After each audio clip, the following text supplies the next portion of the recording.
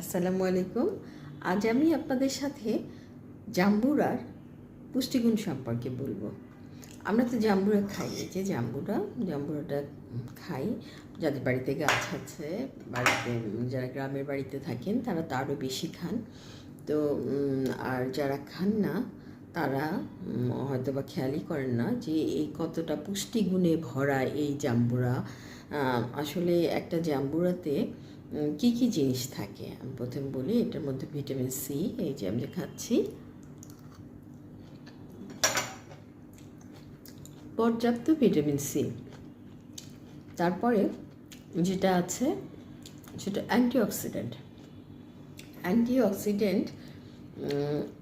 আপনাকে আপনার সেলগুলো ড্যামেজ করা থেকে রক্ষা করবে, আপনাকে সুন্দর রাখতে সাহায্য করবে, স্কিনটা উজ্জ্বল করবে। এছাড়া আর কি আছে, পটাশিয়াম, যেটা আপনার হৃৎপিণ্ড মানে আপনার উচ্চ রক্তচাপকে নিয়ন্ত্রণে রাখতে সহযোগিতা করবে এবং হার্টটাকে ভালো রাখবে।